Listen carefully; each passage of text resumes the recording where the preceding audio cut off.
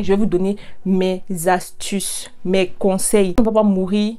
On va pas mourir à cause d'eux en fait. Non, coucou tout le monde. J'espère que vous allez bien. Moi, ça va. Trop content de vous retrouver aujourd'hui pour une nouvelle vidéo. Nous allons aborder aujourd'hui un sujet délicat mais important. Comment se remettre d'une rupture amoureuse, bien évidemment.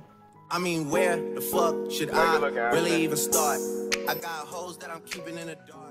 Que ce soit ta première ou ta énième fois, une rupture peut très souvent être extrêmement difficile. Donc, on ne va pas prendre ça à la légère. Il y en a même qui en meurent. On appelle ça le syndrome du cœur brisé. Pour éviter que tu n'en arrives là, je vais te donner des conseils pratiques que j'ai moi-même utilisés, you know. Donc, installe-toi confortablement et voyons ensemble comment faire pour traverser, genre pour tourner la page et avancer vers un avenir un peu plus lumineux. Tout d'abord, je vais vous faire part de mon expérience personnelle. J'espère vraiment qu'on n'entend pas le bruit de mon ventilateur parce que, you know, il fait chaud. Bon, avant de commencer, je trouve qu'il est essentiel que je vous donne une de mes expériences personnelles et on va pas aller chercher très loin. On va prendre le cas de rupture que j'ai vécu très récemment.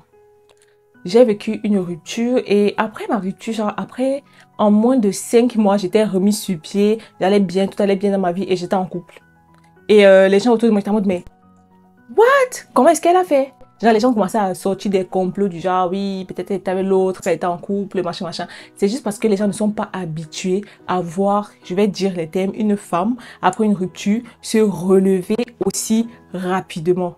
Ils sont pas habitués, mais ça veut pas dire que c'est pas normal. Je sais que je suis pas la seule, mais je vais vous donner mes astuces, mes conseils. Parce que on ne va pas mourir. On va pas mourir à cause d'eux, en fait. On va diviser ça en deux grandes parties. Je pense pas que je vais faire deux vidéos parce que dans le cas d'une rupture, on a deux catégories de personnes. Ceux qui se font quitter et ceux-là qui ont quitté. Mais dans les deux cas, la rupture fait tout aussi mal. Donc, on va d'abord commencer par le premier cas, ceux qui se font quitter. Comment est-ce que tu abordes une rupture quand c'est toi qu'on a quitté, quand tu es la personne qu'on a laissée? Ne vois pas les choses comme ça. Déjà, tu n'es pas une personne qu'on a laissée ou une personne qu'on a abandonnée. Donc, ce genre de pensée-là, retire ça déjà de ta tête. Le conseil qu'on entend très souvent quand on sort d'une rupture, je vais parler du cas de femme. En général, quand tu es une femme et que tu sors d'une relation et dans laquelle on t'a quitté, les premiers conseils qu'on te donne, c'est de, oui, essaye de voir un peu ce qui n'a pas marché, essaye de nanana, essaye de voir que la personne te dise pourquoi, nanana, machin, machin, machin. Et ce sont des choses qui freinent la guérison. Je m'explique. Il y a certaines personnes, elles n'ont pas de raison particulière en fait. Elles ont vraiment, surtout les mecs en fait, ils n'ont pas forcément toujours de raison particulière. Même, ils peuvent te dire un truc. J'ai une amie, on l'a quitté, enfin son mec l'a quitté, elle était toujours en train de vouloir, je veux savoir, je connais le pourquoi, je connais le pourquoi. Et le mec il a donné son pourquoi et elle s'est dit mais c'est même pas pertinent et tout. En fait ça te blesse, ça ne t'aide pas dans ta guérison. Ceux qui pensent que oui, connaître le pourquoi va t'aider, ça ne t'aide absolument pas parce que parfois le pourquoi, enfin quand la personne va te dire ok je t'ai quitté parce que, les raisons que la personne va te donner, tu vas pas toujours trouver ça pertinent. Donc je pense que le mieux à faire c'est de ne pas forcément chercher absolument. Si la personne quand elle te quitte, elle te dit ok je te quitte parce que c'est bien. Mais si la personne ne te dit pas, genre, ne cherche pas à connaître. C'est aussi un peu ça que certaines personnes utilisent pour pouvoir revenir dans vos vies. Non, mon conseil c'est, s'il te dit, je t'ai quitté parce que, that's good. S'il te dit pas, that's okay, ok? On ne va pas aller chercher de midi à 14h. Le message qui est dans tout ça, c'est que cette personne ne veut plus de toi dans sa vie. C'est tout. Il n'y a pas forcément toujours besoin d'une raison. Ouais, je vais à tout prix écrire. Il faut qu'il me dise pourquoi. S'il me dit pas pourquoi, je ne veux pas y arriver. Non, tu te mets des bâtons dans les roues, ma chérie. Donc, il te quitte, il t'a quitté. Je passe au point suivant, mais je pense que ça a été un peu plus clair. Je vais vous dire, pas d'amitié. Genre, quand c'est toi la personne qui l'a quitté, pas d'amitié. En tout cas, pas les premiers mois de rupture. Non, tu dois couper les ponts avec cette personne. Pourquoi? Parce que très souvent, quand quelqu'un quitte, il va se sentir, très souvent, c'est pas tout le temps, il peut se sentir coupable et cette culpabilité-là va faire en sorte que la personne vienne constamment t'écrire pour prendre de tes nouvelles. Mais c'est pas forcément que la personne va être toxique pour toi. C'est juste que la personne s'inquiète pour toi et de savoir, oh mince, je l'ai blessé, oh mince, j'ai fait ci, j'ai fait ça. Et le truc, c'est que ça n'aura pas cet effet-là sur toi. Toi, tu vas pas voir ça comme si la personne vient juste prendre tes nouvelles. Non. Pour toi, ça sera un peu comme si la personne veut renouer avec toi, comme si la personne n'a pas réellement tourné la page. Et c'est toi que ça freine dans ton processus de guérison. Je sais que c'est difficile. Je sais que c'est difficile de se dire du jour au lendemain que on va retirer quelqu'un qu'on a aimé, avec qui on a partagé des trucs de fou de sa vie. Mais je vous promets, il faut le faire. Parce que la personne, elle t'a déjà retiré de sa vie, elle avance. Donc, quand toi, tu gardes vos photos, tu gardes ton numéro, tu regardes ses statuts, tu postes les statuts pour que la personne voit, tu es dans ton film toute seule. On fait un petit récapitulatif déjà. On ne cherche pas le pourquoi. Si tu as donné le pourquoi, c'est bien. S'il ne donne pas, that's okay. D'accord? On ne garde pas contact avec la personne. Ça ne veut pas dire que, en fait, parce qu'il y a certaines personnes qui vont me dire, oui, j'ai partagé tellement de choses avec cette personne que je ne veux pas que la personne fasse plus partie de ma vie aujourd'hui. Ça ne veut pas dire que la personne ne va plus jamais faire partie de ta vie. C'est juste que coupe les ponts avec cette personne dans un premier temps pour te guérir, pour prendre soin de toi, pour te remettre sur pied. Une fois que tu seras OK, vous pourrez devenir amis ou bien papoter un peu. Souvent, tu pourras resuivre la personne sur les réseaux, c'est OK. Mais pas dans l'immédiat de la rupture. Non, c'est pas bien. Tant que tu n'es pas guéri, tant que tu n'es pas sûr à 100% que cette personne n'a plus aucun effet sur toi, je conseille vraiment de couper les ponts. Après ça, maintenant, on va entrer dans l'acceptation des émotions. Un mec qui te quitte, tu parles à tes copines et ouais, elles te disent ouais, de toute façon c'était un chien, il te méritait pas, tu dois même pas pleurer pour lui, il mérite pas ci, il mérite pas ça. Girl, si tu veux pleurer, pleure.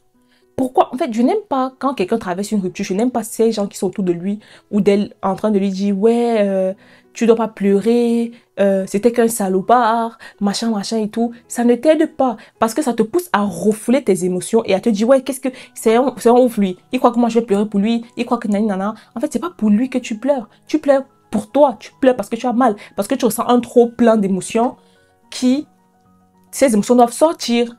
Et c'est pour ça que tu pleures. Tu pleures parce que tu es triste. Tu es triste que ce soit fini. Tu n'es pas triste pour lui. Enfin, je sais pas. C'est pas à cause de lui que tu pleures. Enfin, c'est pas pour lui que tu pleures. C'est pour la relation, pour ce truc-là que vous avez bâti ensemble et que vous n'avez plus au juge que tu pleures. Donc arrête de voir que je pleure pour lui, je pleure. Tu ne pleures pas pour lui. Tu pleures pour le bébé que vous avez et qui aujourd'hui n'est plus là. Voilà. C'est net ça. Donc, quand tu as une rupture, si tu es autour de personnes qui vont te donner le discours que je viens de dire, genre en mode non, ne plaît pas, machin, machin, éloigne-toi, ce ne sont pas des bons conseils, ça ne va pas t'aider. Ces personnes-là qui, au lieu de t'écouter, au lieu de te laisser vraiment libérer tes émotions, accepter tes émotions, vont te pousser à les refouler, à sortir en boîte, à faire comme si de rien n'était, comme si rien n'était passé. Non. Non, parce que, en fait, ça va revenir. Et quand ça va revenir en force. Donc, tu peux pleurer. Et même encore, il y a des filles qui disent que oui, tu te donnes 3 semaines pour pleurer. Non. Accepte tes émotions. Et si elle te demande de pleurer pendant 2 semaines, 3 semaines, 4 semaines, pleure.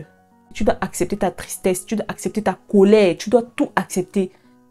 Et savoir que ce n'est pas pour lui que je suis en colère, ce n'est pas pour lui que je pleure, mais c'est parce qu'on a bâti quelque chose, on a mis notre énergie à bâtir quelque chose qui n'est plus là aujourd'hui. C'est pour ça que je pleure. Je trouve que c'est un peu plus sain, vu comme ça. Très souvent, on sera tenté de vouloir se renfermer après la rupture. Je ne pense pas que ce soit une bonne idée. Par exemple, moi, il m'arrive parfois quand je suis triste, je mets des musiques tristes pour être encore plus triste. Je ne sais pas souvent ce que je veux dire. Pourtant, je sais que genre, ces musiques tristes que je mets, ça ne va pas m'aider à être joyeuse, mais ça va encore plus m'enfoncer dans ma tristesse. Mais je le fais quand même parce que, je sais pas, l'être humain est comme ça. On aime bien s'auto-détruire. Après avoir fini d'accepter tes émotions, bien évidemment, entoure-toi des personnes qui vont te faire te sentir mieux, qui vont te faire voir d'autres émotions, qui vont te faire te concentrer sur d'autres émotions autres que la tristesse et la colère et la frustration même. Mon autre conseil sera de prendre soin de toi. Je sais que ça, là, quand je dis ça, je ne dis rien de nouveau. Quand on se fait quitter, on a très souvent tendance à perdre confiance en nous, à se dire, ouais, je suis pas... Par exemple, si ton mec te quitte pour une autre fille, tu vas dire, qu'est-ce qu'elle a de plus que moi? Qu'est-ce que je n'avais pas? En fait, c'est pas toi le problème, girl. C'est pas que qu'est-ce que physiquement tu n'avais pas, qu'est-ce que l'autre... C'est juste qu'il ne trouvait plus ce dont lui, il avait besoin en toi. Je sais pas si vous voyez un peu ce que je veux dire. C'est pas que toi, tu as un manquement. C'est juste que de toi que tu es, peut-être on ne peut pas lui apporter ce dont il a besoin. Ou bien ne peut plus lui apporter ce dont il a eu besoin. Et il est parti. C'est pas que tu es incomplète. C'est un peu comme parfois on te dit, je vais dire ça comment, un élève qui est peut-être fort dans les matières littéraires. Une fois qu'on le prend lui-même peut-être dans les trucs, les mathématiques et tout, il sera nul. Enfin, il va pas exceller. Mais est-ce que est-ce qu'on va pourtant dire qu'il est bête ou bien qu'il n'est pas intelligent? Non, il est juste pas dans le bon environnement. Et c'est que tu vas comprendre ça comme ça. C'est pas que tu es imparfaite, c'est juste que tu n'étais pas la personne parfaite pour lui. Si jamais tu perds confiance en toi, tout ça, il faut que tu travailles sur toi, ma chérie. Tu dois travailler sur toi. Tu dois travailler sur toi parce que personne ne va te bomber autant que toi.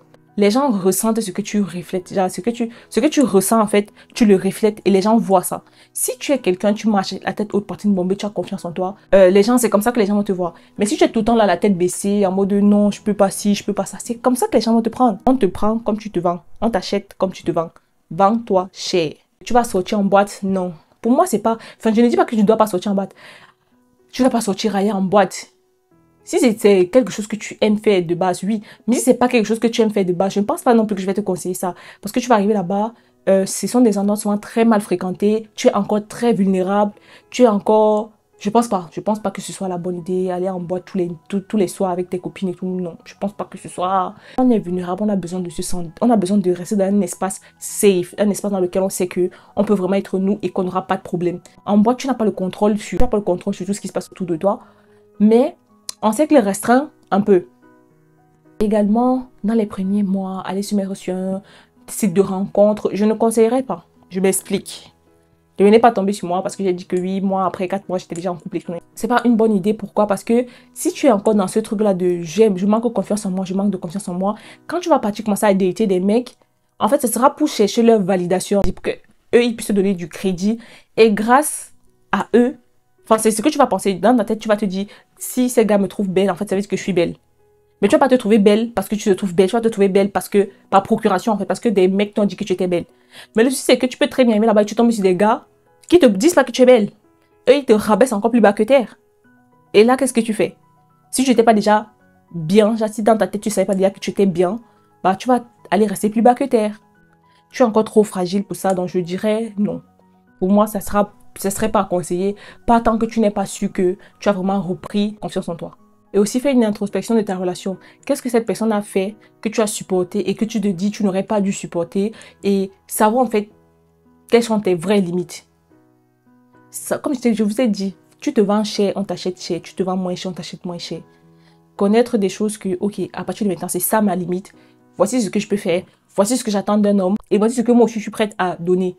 Une fois que tout ce travail-là est bien fait, une fois que tout va bien dans ta tête, une fois que tu as bien travaillé sur toi, tu peux rencontrer des gens. Tu peux te permettre de rencontrer des gens. Je ne dis pas que... Parce que j'ai aussi vu une vidéo sur TikTok où un gars disait, est-ce que vous savez que vous pouvez travailler sur vous, même en étant en couple? Ça, c'est clair. Mais le souci, c'est que travailler sur toi quand tu es en couple, c'est-à-dire, par exemple, dans ce cas-ci, je vais encore reprendre, quand je vous dis, pour moi, ce serait mieux que vous soyez sûr de vous, sûr de votre valeur avant de commencer à dater. C'est parce que vous ne savez pas sur qui est-ce que vous allez tomber. Vous pouvez très bien tomber sur quelqu'un qui va vous soulever, vous soutenir et vous aider à vraiment, à vous relever, à aller de l'avant. Tout comme vous pouvez tomber sur quelqu'un qui va vous mettre plus bas que terre. Le truc, c'est que si déjà la personne, quand la personne qui va te mettre plus bas que terre, quand elle arrive, et que toi, tu es déjà en mode like, who are you? Ça va pas passer. Ça va pas passer. Il va se cogner à un mur et il va repartir. Ou bien toi, tu vas l'éjecter. Mais si tu n'es pas encore prêt, tu vas le laisser rentrer dans ta vie, rentrer dans ta tête. Et là, c'est fini. Tu vas de nous bousiller des semaines de travail. Donc, je pense que là, j'ai déjà donné pas mal de conseils. Maintenant, on va partir sur la deuxième catégorie de quand c'est toi qui quittes. Parce qu'on pense très souvent que quand c'est toi qui quittes, tu n'as pas mal. Si tu as mal, parce que, comme je vous ai dit tantôt, tu perds quelque chose que tu as dépensé de l'énergie pour construire. La suite de mon expérience personnelle, quand j'ai quitté cette personne, enfin, je vous ai dit, je me suis vite remise, mais c'est moi qui avais quitté la personne. Je vous raconte ma situation à moi. J'ai eu à quitter cette personne plus d'une fois, genre 1, 2, 3 fois. C'est la troisième fois que je suis vraiment partie. Avant de quitter, je sais pas comment expliquer, mais j'étais plus là. J'avais pris le temps de mûrir ma décision, bien réfléchir. J'ai fait un travail sur moi. Genre, j'ai vraiment tout ce que je vous ai dit de faire quand vous n'êtes plus en couple là. En fait, moi, j'avais fait ça en étant en couple. Et quand je suis quittée, je n'avais plus d'attache comme... Enfin, je sais pas comment vous expliquer. J'étais vraiment détachée de la personne. J'étais vraiment détachée. J'avais pris le temps de travailler sur moi. On quitte en fait, on veut ne plus revenir. Parce que c'est vrai, j'ai quitté 2, 3 fois avant de quitter, mais les 2 premières fois, c'était pas vraiment réfléchi. C'était sur un coup de tête comme ça. J'ai dit, voilà. Mais la troisième fois, c'était vraiment réfléchi. Je me suis posée, j'ai réfléchi à ma vie, j'ai réfléchi à moi, j'ai réfléchi à ce que je vaux, à ce que je veux. Et je me suis dit non, like girl, non, ça peut pas donner. Ça ne peut pas donner. Ça, c'est un peu quelque chose que je pourrais vous conseiller de faire. Ça, c'était mon expérience. Donc, quand j'ai quitté la personne, je ne veux pas dire que j'ai pas pleuré. Ça m'a fait de la peine parce que je me suis dit, à un moment donné, je me voyais construire ma vie avec cette personne et aujourd'hui, c'est plus le cas. C'était un peu triste, mais je me suis vraiment vite relevée parce que toutes ces étapes que je vous ai données en amont, bah, j'avais déjà fait ça. Pour quelqu'un qui n'a pas fait ça et qui quitte, déjà qui se dit juste que bon voilà, vraiment, je quitte en fait. Même pas pour quelqu'un qui n'a pas fait ça. En soi, c'est un peu les mêmes étapes. Je vous explique. Quand tu quittes quelqu'un, tu as mal. Tu as mal et très souvent en fait, ton entourage ou même l'entourage de la personne te font te sentir pas légitime d'avoir mal étant donné que c'est toi qui as quitté. Tu sais, moi j'ai une chose à te dire, laisse tes émotions parler. Ne refoule pas tes émotions. Accepte tes émotions. Accepte ta tristesse, ta colère, ta peine. Accepte tout ça. Et crois-le ou non, tu es légitime de ressentir de la tristesse, même si c'est toi qui quittes. Toi aussi, tu as perdu des perspectives d'avenir, tu as perdu gros. Donc, tu as le droit de pleurer, même si c'est toi qui as quitté. Là, c'est un point qu'il n'y a pas, que je n'ai pas donné forcément sur le premier, mais quand c'est toi qui quittes, maintiens toujours les raisons de pourquoi tu es parti là, en perspective. Tu dois les avoir là. Parce que quand c'est toi qui quittes, très souvent, qu'est-ce qui va se passer? Le mec va vouloir revenir. Enfin, la personne que tu as quittée va vouloir revenir parce que peut-être cette personne ne fait pas un travail, comme j'ai dit en amont, sur elle et veut que, non, vraiment, pardonne-moi pour ce que j'ai fait. Je veux que ça marche, toi et moi, machin, machin, girl. Non, non, non, non, non, non, non, non. Si tu as bien réfléchi et que tu as décidé de quitter cette personne, quand je dis quitter, pour moi, c'est pas, comme je l'ai dit tantôt, j'ai quitté les 2 premières fois, c'était pas réfléchi, c'était lors d'une dispute ou bien lors d'un truc. Et puis je me suis dit, vas-y, tu sais comment, je me casse, je veux plus. J'arrête la relation. Alors que là, cette fois-là, c'était plus posé. Et une fois que tu décides de te poser pour prendre ce genre de décision, si la personne revient, quel que soit lambda, regarde toujours les raisons de pourquoi tu es parti. Tu dois les garder. Like. Très souvent, quand on quitte quelqu'un, on a souvent tendance à oublier les mauvais moments. Je ne sais pas pourquoi, on a une mémoire. La mémoire devient très sélective et elle ne sélectionne que les moments où ça allait bien. Mais si ça allait si bien que ça, tu serais resté, tu ne serais pas parti. Et quand la personne va essayer de vouloir revenir vers toi, pense toujours à pourquoi est-ce que je suis parti. Pourquoi est-ce que je suis parti? Et ça va te permettre de rester focus sur toi. Établis des limites claires. Établis des limites claires. Que ce soit toi qui quittes ou toi qui te fais quitter, établis des limites claires. Plus de contact dans les premiers mois de la rupture. Plus de cibles. En fait, vous savez déjà tout ce que j'ai dit. Établis des limites claires. Je pense que tout le monde comprend ça. Ça va de soi, mais prends soin de toi. Tu dois prendre soin de toi. Même si c'est toi qui as quitté. Quand tu quittes, tu peux aussi perdre confiance en toi parce que peut-être que la personne dans la relation dans laquelle tu étais t'a tellement maltraité que, en fait, tu te dis, tu n'es rien, tu mérites pas tout ce qu'il y a de mieux, tout ça, tout ça, tout ça. Mais non, en fait, tu dois faire un travail pour toi et apprendre à te vendre cher, apprendre à connaître ta valeur et à te donner de la valeur. Si même la personne que tu es à l'heure actuelle où tu vis la situation ne te plaît pas, donne-toi les moyens pour devenir la meilleure version de toi-même. Donne-toi les moyens pour devenir cette personne-là que tu veux être et vendre cette personne chère. Je pense que j'ai tout dit. Si j'ai oublié 2-3 trucs, n'hésitez pas à me dire en commentaire. N'hésitez pas aussi à partager vos expériences en commentaire. N'hésitez pas à me donner vos avis. En conclusion, qu'est-ce que je pourrais dire? Je pourrais dire que très souvent, quand on est dans une relation avec quelqu'un, on pense qu'on ne peut plus jamais aimer. Enfin, je ne sais pas comment expliquer. Parfois, tu vis des choses. Rappelez-vous, souvenez-vous toutes et tous de votre amoureux du lycée. On a tous eu un amoureux au lycée. Une personne avec qui on était et tu te disais que, oh mon Dieu, le premier amour, disons que le premier amour, tu pensais que c'était la personne. Et dans ta tête, quand la personne t'a quitté, tu t'es dit, je ne vais plus jamais aimer quelqu'un comme ça. C'est mort, c'est impossible d'aimer quelqu'un comme ça à nouveau. Plus tu grandis, plus tu vois que c'est faux en fait. Parce que après ton premier amour, tu as eu un deuxième amour, un troisième amour, etc. Tu as continué à aimer des personnes. Et pour moi, je ne crois pas au fait que on soit destiné à une seule personne. Non, si la personne meurt. Non, on parle, on rit. Mais si la personne meurt. Moi, je crois au fait que si tu as aimé une fois, tu peux encore aimer une deuxième fois, une troisième fois, une quatrième fois. Et ça ne veut pas dire que cet amour ne sera pas sincère. Bien évidemment que ça sera sincère.